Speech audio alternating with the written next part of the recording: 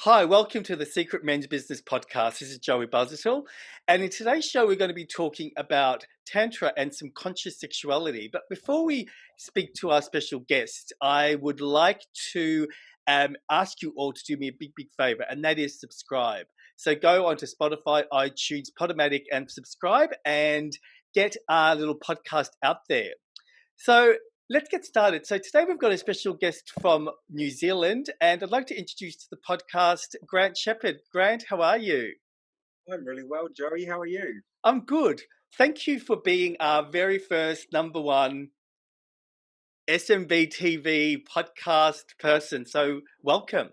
Oh, I'm delighted. Yeah, thank you. So tell us a little bit about yourself. We're going to be talking about conscious sexuality and the tantric connection, which I'm really looking forward to hearing lots about. But before we dive into that, tell us a little bit about yourself, about, I guess your history in New Zealand and so on. Sure. So I grew up in New Zealand in a small town, and I couldn't wait to leave. When I was about 17, I got on a plane and never looked back, and ended up in Sydney. And when I was 27, lived in Australia for 11 years. I love New Zealand, but I felt that it was a bit constricting. I felt that it was suffocating me in a way, so I needed to see the world. Okay. So I lived in Sydney for a while and discovered meditation there in the mid-90s. To that time, I lived full-time in ashrams in Sydney, upstate New York, and India. Wow. And so I lived in the ashrams for about 20 years. You look so young. Well, meditation is great. I mean, I'm dying. I want to ask you how old you are now after hearing that intro. Yeah, you can. I'm 51. Wow, yeah, you look really good. So can I just ask, how did you said you found meditation. So what was that, through an experience, or was it through just an accident? How did you find it? Well, I had been living in Sydney and been having pretty much a 2-year non-stop party, which was fantastic.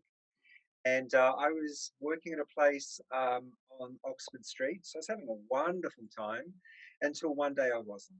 Okay. And I woke up and I thought, I'm exhausted. So I was also a personal trainer at the time. So one of my students said to me, "Oh, have you ever thought about meditating?"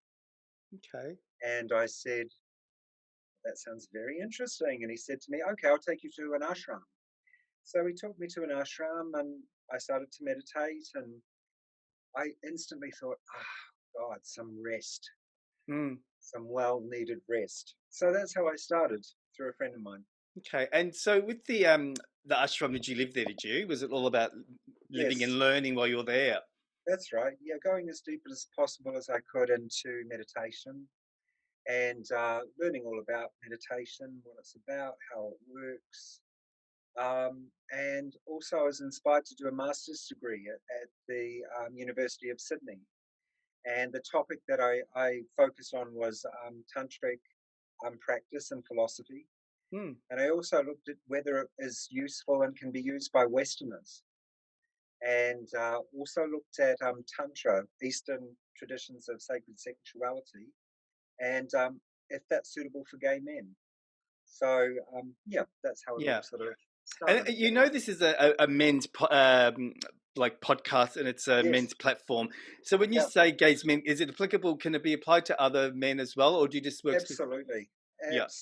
And I have straight clients, bi clients, questioning clients, people, and when I say clients, really I should say student, because it's a learning process. So if you could edit that out, that'd be great, and I'll do that again. Okay. So I have straight students, bi students, questioning students, gay students. So it's all types of men. I'm open to having trans students as well. The reason being, the sexual energy actually is the same for everybody. So it's about learning the technology, if you like, learning how to work with that energy, and how that energy can actually enrich our lives. Yeah. Okay, so let's go into the topic. So I was curious we came across each other on Facebook, and I was curious about understanding what you sent me. So, what is Yeah, conscious sexuality, and how did you come across that yourself? Like, I'm just curious to know what was your journey that led you to getting into that sort of topic. sure. So I was living in an ashram, and it was a beautiful ashram, and it was very strict in a lot of ways. You needed to do your meditation, you needed to do your practice, and part of living there was the expectation that you would live a monastic existence, Right. which was great for about 2 years Okay. until I realized that I actually wanted to express my sexuality. Hmm. So I thought, how am I going to do this while honoring what's expected of me living in the ashram, but also exploring my sexuality? So I decided that I was going to learn Tantra. And I actually received the inspiration of meditation that that was a good thing for me to do. Hmm. So I went to some Tantra workshops in Australia, learned a lot of the techniques, and then I started to work with my sexual energy by myself, very quietly, didn't mention it to anybody, and continued the ashram life at the same time. Okay. Can I just ask, like, so Sure. what was the reason why they have that rule? Okay. Are they trying to channel some sort of energy? I know I did Vipassana a few times, and I know that they've got Okay. that rule with that for those Yes. 10 days, but on an ashram for 2 years, what are they trying to channel by getting you to follow those guidelines? Well, Joey, you're exactly right. What it's about is that it's about conserving energy. So, and this is a tradition called brahmachari, which is thousands of years old in the Indian tradition. Hmm.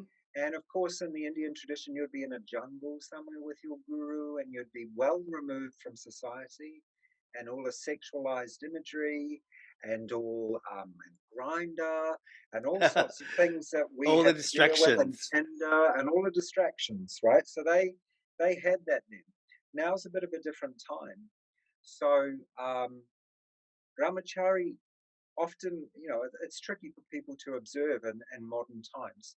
The Mm, cool thing about Tantra is it says you don't necessarily have to do that. You can actually work with your sexual energy, and you can learn how to conserve it mm. rather than waste it. Well, it's So, funny yeah, because I feel like at the moment I'm doing that without realizing. I'm just listening to you, and I feel like I'm yeah, doing that in lockdown because I've been in total lockdown, and I feel like I've been working through my sexual energy in a different way. So, right. can you sort of go into a little bit more, like how do you define conscious sexuality? Okay. Is it what you've just described, or is there a bit more to it? What it basically is about understanding your sexual energy. Okay, Most of us don't. we sort There's of no clue. presume, do We just we? sort of we just sort of wing it. Right. Okay, I'm horny, so I'm going to have sex. I'm not horny, so I'm not going to. When you have an interaction with someone, often you mistake it for completely physical interaction without the energetics. Mm, So, conscious sexuality uses both the tantric practices and the Taoist practices to start you to get aware of your sexual energy, to understand where it comes from, what it's about, how it moves in the body, how you can channel it, how you can conserve it, how you can have orgasms without ejaculation. All these sort of things are possible. wow. But the key point of it is using your sexual energy as a journey of self discovery, Right. Okay. understanding what it is. Mm. Um, and let's face it, without sex, none of us are here. Mm. What about mental health? What about how do you utilize your sexual energy when you've got mental health issues? Say if you've got anxiety or depression, Right. are you able to? I mean, I'm guessing you can. Like, you just bring everything back to that simple connection, isn't it? That's Rather right. than That's right. thinking that I need to do this, or or something's wrong because this is not working, which causes more stress. That's right. Yeah. I've experienced anxiety in my life before, stress before. I think in modern life you can't really avoid it. Mm, I actually have students who have anxiety as well too, or issues with relating with others.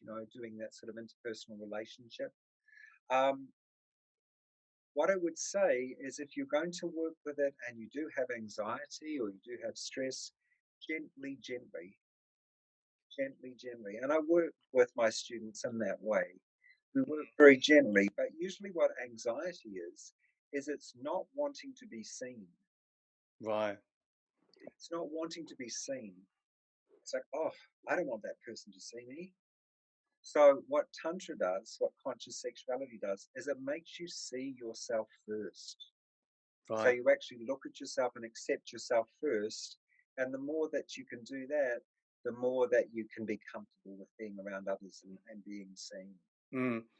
I am about 5 years ago. I suffered a disability. I got a neuromotor condition, which I'm, a lot better at it. But I remember at the beginning of that, one way that I navigated my sexual connection, I guess, or my conscious sexuality, which I'm learning a lot from you today, is that I actually, hired a tantric person to help me to sort of reconnect with my body because I felt a lot of shame because of my disability, and I didn't know how to be seen, um, Yeah, through their eyes because I thought there was something wrong, and that was a really good experience. yeah, Yeah. definitely, Do you want to tell us a definitely. little bit about what tantric practices actually mean, and how they can impact intimacy within a man's being? Okay, sure. So Tantra is a vast field. It's a big field and it covers everything in life. But basically, what it's saying is you can use the experiences of your life to understand yourself at a deeper level. Mm, And one of those ways is through sexuality. So, in the past, say, for example, if you had decided in India you wanted to be a monk, but it wasn't quite working for you, then one of your spiritual masters might say, go and see the shaman up the mountain. He's going to teach you the sexual techniques. He's going to teach you the tantric techniques so you can understand your sexual energy and start to work with it so that it doesn't hinder you, so that you can actually use it to progress rather than have it as a hindrance. right. That's pretty much what I'm doing nowadays in a modern setting. It's like these practices are thousands of years old. A lot of the Mm, practices that I work with have been around, well, the ones that I work with are usually from around about the ninth century. That's when they were written down. But mm, usually they were kept as an oral tradition because they were supposed to be kept in secret, mm, the practices. Um, so they're ancient, they're time honored. But what they basically do is they say, hey, stop running from your sexual energy. Start to understand it. mm. Start to understand how it works. Start to understand that it's the power of generation and creation. Yeah. If it wasn't for your sexual energy, you wouldn't be here. So stop vilifying it and saying, oh, it's terrible, push it away, push it away, push it away. Instead, start to respect it and work with it. Mm. And What? it gives you the tools to do that, the Yeah. techniques. I was going to say, like, why do you think men in general have an issue with that? Like, why do you think that there is it's sort of like, um, there's an issue with being vulnerable or being connected emotionally, which causes them to do some of the things that you mentioned earlier, like I'm going to have Yeah. sex because I'm, horny, rather than thinking about it. What's going on for men, and do you feel that there's a shift with the people that you're working with, or with the world in general? Well, I definitely think because of COVID-19, there's been a huge shift. Mm, My teaching work has really taken off as a result of it. mm, And of course, I hadn't really discovered the modality of Zoom or Skype until I started working with people. And I'm like, wow, it's fantastic. I know, isn't it It's amazing? so focused. Yeah, it's so focused. And it's a great way to work with students. Um, I think the main reason is fear. I think we're frightened of our sexuality. And part of that is squarely the blame lies in organized religion. So do you think it's a Sex is religious thing? bad. Is it? Well, I'm Catholic, so I can relate to that. Yeah, me too. I'm a Yeah. Catholic boy. I mean, Yeah, sometimes it could be that, but sometimes it could just be other men having expectations for men to perform, you that's know, right. like in the gay world, there's this sort of like performance tribal way. If you do something different, it's seen as being a little bit soft, or, Yeah. so, how do you unpack all that for a man? Well, it's a big process, but I'll tell you one thing: if you decide you really want to go the tantric way, it's the way of the warrior. Mm, It's not the way of the scared, fearful man. No way. It's in no way soft. You have to really look at yourself and your sexuality. You have to move beyond fear. You have to move beyond shame. You have to move beyond wanting to not be seen. You need to move beyond all of the things around body image. All of it has to go. And it's a I'm listening. I'm process. listening to you, and I'm feeling my body just going. I can tell what triggers me from that. Yeah, Um, it's really yeah. strong. So Yeah, strong work. is it like, can you, I know you probably can't answer this like accurately, but what is the basic time frame for someone to, if someone was to start this work, does it take Yeah, years, or is it something that can happen in months? Like, how does someone get connected with their body if they've been disconnected for so long? yeah, great question. Um, Usually, if they're relatively self-aware, I'd say it would take them about a year. A year. Wow. But that's not only getting connected with the body, that's understanding the sexual energy, that's starting to work with the sexual energy, that's learning how to have the orgasm in the body rather than having just the regular orgasm, Yeah. the ejaculation. Um, there's so it also depends on the student and where they're at, and I work actively with the student um, to maximize their learning. Mm. Um, but you're right, so many of us are very cut off from our body, and Tantra is actually all about being connected to your body. Yeah. So, for example, I had a student the other day and he yawned and he tried to stifle it. And I said to him, "Oh, no, no, no." I said, "Yawn. Give the biggest yawn you can. Feel that delicious relaxation throughout your whole body. Mm. Feel that amazing let go of the yawn." And that's actually a tantric practice. Is this It's to not be just, connected? that's right, to connect to everything. So a Yeah. yawn, a sneeze, smelling a flower, going right into the smell, Mm. standing on the beach and smelling the smells and looking at the sea and looking at the colors and being absolutely present. Mm. They're all tantric practices. Okay. So I Yeah. was going to ask, like, what are the main reasons why men present? Like, is it a relationship thing, or is there something else that's going on? And I guess after that, what are the main things that they tell you that they go, oh my God, wow, like, you know what I mean?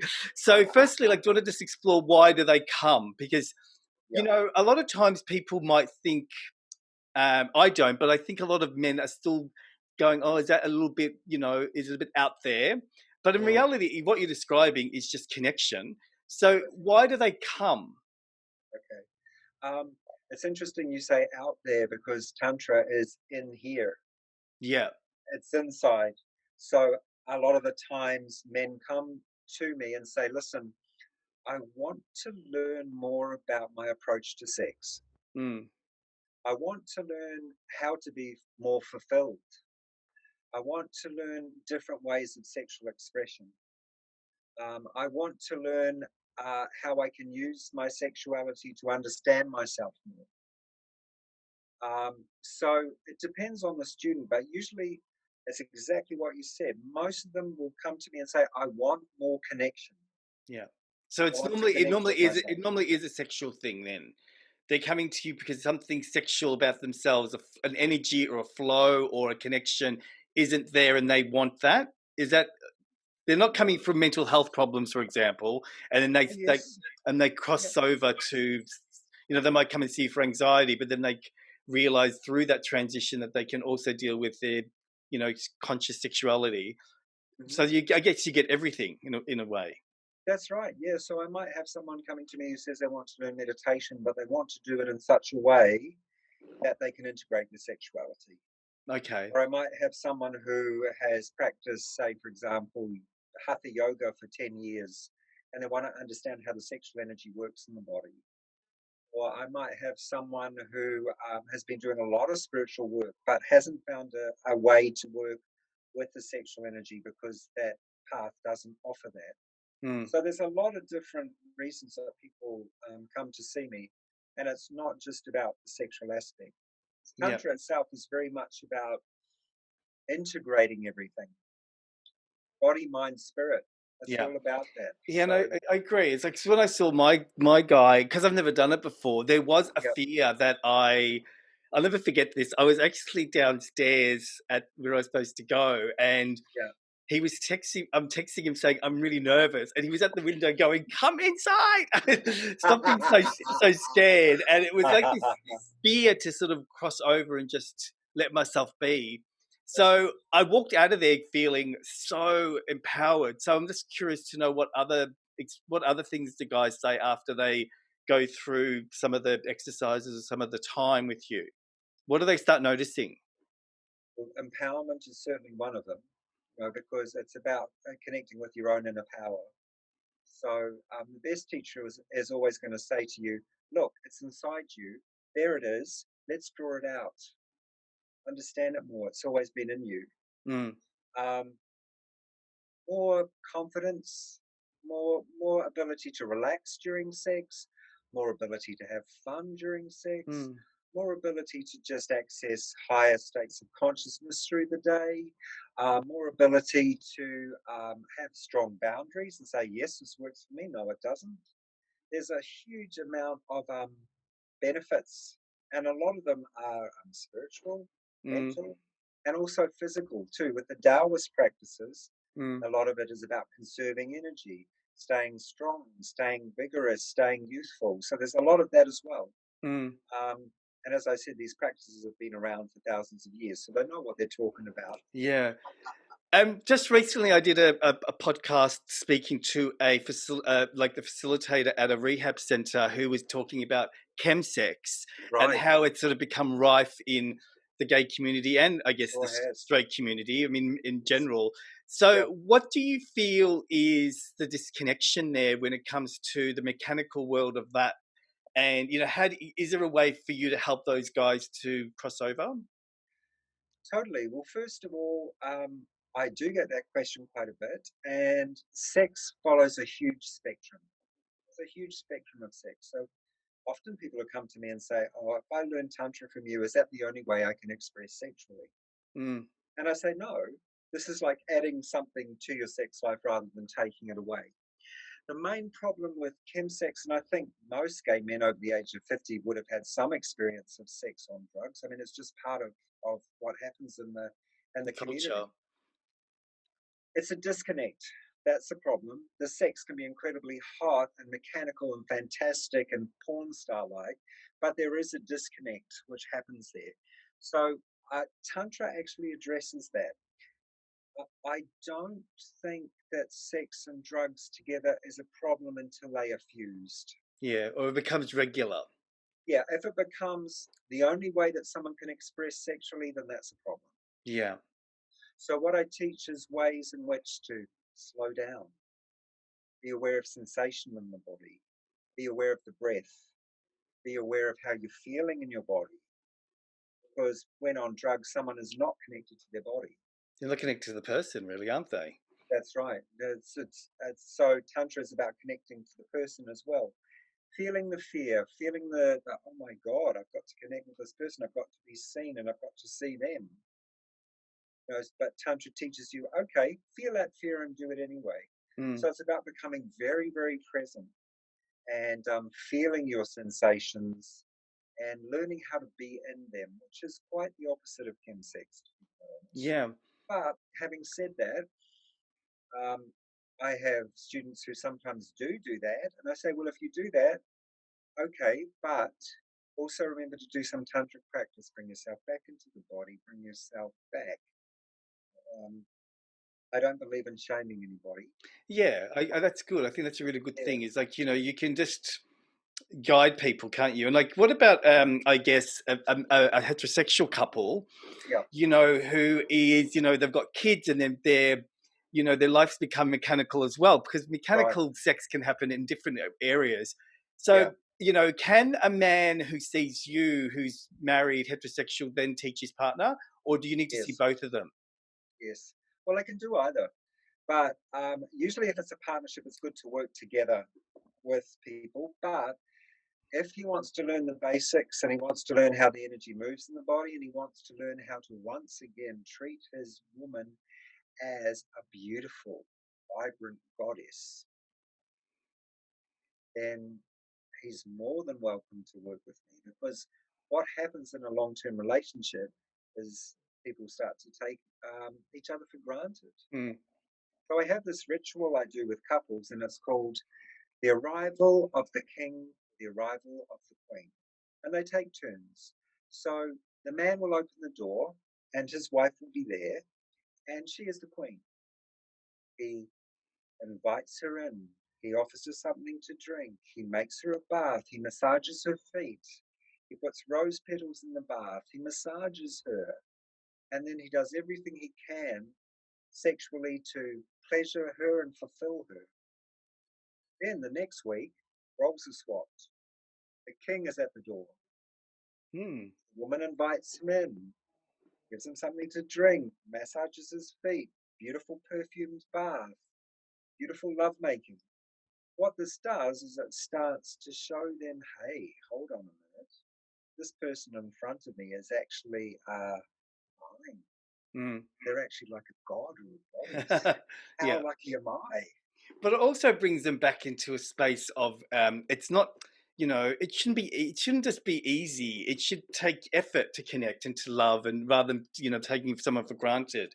That's You right. just gave a really good example there of the role play, but I'm putting on the spot here. But can you maybe just give us a very simple exercise that every man can start to incorporate, that can start bringing in some of that energy?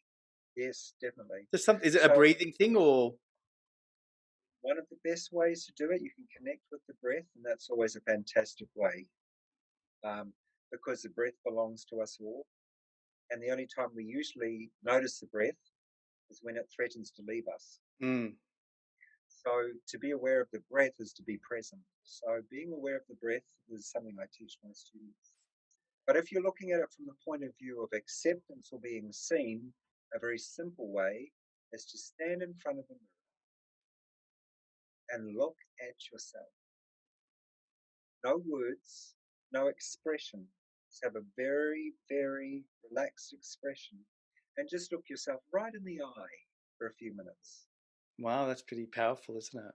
It's incredibly powerful. It's something we don't do, but it's about actually going, okay, I am stepping into my vulnerability, which is actually my great strength, and I am going to see myself as I am. So that's an incredibly powerful practice. I guarantee you, if you do that once a week for about a month, things shift. And how long do you do it for? Do it for a few minutes if you like, about Okay. 3 minutes, 5 minutes. Mm. Often be careful because the mind will start to go, oh, I don't have time. I'm really busy. I've got this to do. I've got that to do. Yeah. It's trying to deflect. Mm. But if you can actually make it a practice and just look at yourself in the mirror and no smiling, because smiling is a facial armoring. Okay. No smiling, no frown, no nothing. Just have your face soft like a child and look yourself straight in the eye. Wow. Okay. That's good. Yep. I'm going to try that. So hopefully the listeners will try that as well. Yeah, it's Um, incredibly powerful, Joey. It's very, yeah. very powerful. Yeah, I know that a lot of times when we look in the mirror, people just mainly look at this spot here. They don't look into their eyes, so they bypass that connection. So that's a really good thing to do once a week, to connect with yourself that's um, right. for a few minutes. That's right. Yep. So I wanted to talk to you about. Oh my God, this is what I'm really excited about. I love everything that we've talked about. But you are starting, or you're doing a sweat lodge. That's right. Yeah, I'm excited So too. yeah, like I've always wanted to do one. I wish you lived closer. But tell us Oh, a when this coronavirus thing is over, come, yeah, I will. or I'll Like come there. yeah, tell us about the what that means. What happens in a sweat lodge, and how does it work? Okay, so I think right now it is actually quite difficult to be a man. I think it's wonderful that women are receiving the empowerment that they deserve, and that's Mm, important. But I have noticed that there's a certain amount of toxic femininity or feminism which puts men down. And I don't think that that is something that is particularly constructive. yeah. I think it's important for both sexes to work together. The Mm, male energy is very solar and expansive and magnanimous and beautiful.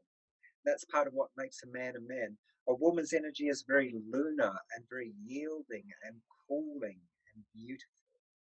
So the two come together as a man or a woman, or in someone's body as the male energy and the female energy, Mm, and create balance. right. Okay.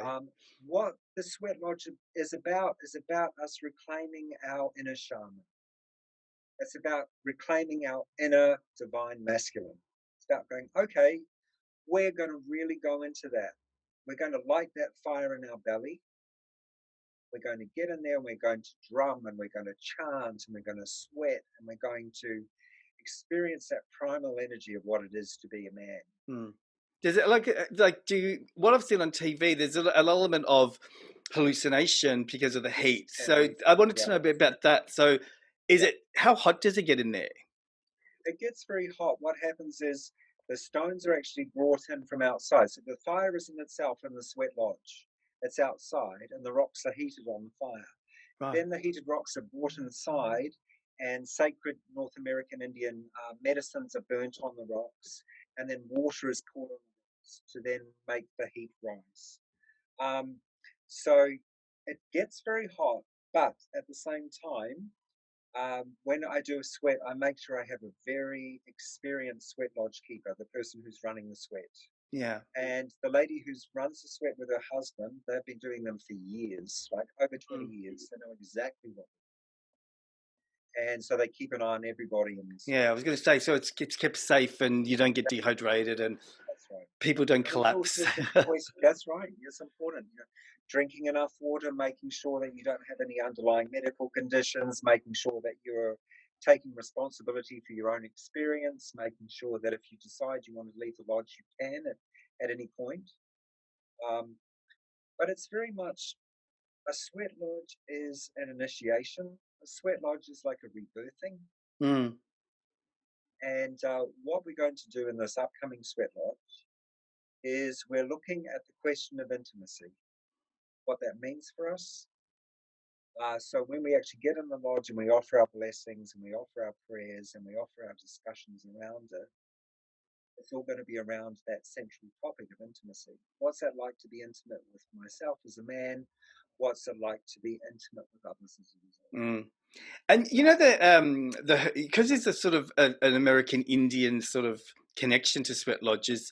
You know, Yes. when you get, what do you feel is the where does the message come from? You think is it like a higher self? Like, you know, because when people hallucinate and they get these messages, again, I'm only basing it on what I see on TV. You know, Yeah. what is the connection to a sweat lodge and what men experience through the messages? Is it internal, you think? Is it just themselves telling themselves what they need to hear, or? Yeah, I think you've hit the nail on the head. Every tradition, because I studied comparative religion, and the mystical traditions are the ones that I was drawn to, because the mystical traditions say it's all in you. Go in there and find it, uncover it. It's there, it's just been covered over.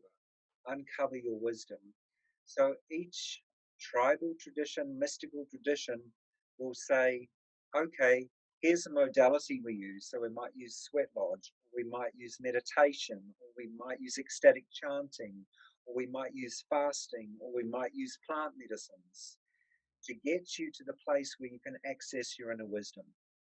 And that's very much what happens in a sweat lodge. You know, you go within, Mm, and the sweat lodge leader will tell you that it's a journey inside, and through the altered consciousness that you go into because of the heat, because of the drumming, because of the blessings, you know, you can access your inner awareness, your inner wisdom. wow. Grant, it's been a pleasure talking to you. I could talk to you for hours. I think we're going to have you back Yeah. on to talk I about would love that, other Joey. things. Yeah, I Um, thoroughly enjoyed it. so I'm going to put all your information at the bottom of this YouTube SMB TV clip, and also on the podcast. So all the information will be there. Okay. And so if anyone's interested, they can reach out to you through your website. And I'm hoping you will come to Australia, or we'll have to just fly across Oh, to look, New I Zealand to see I you. would love to. And the other thing is they've been invited over to New York as well too, which I'd love to do as well.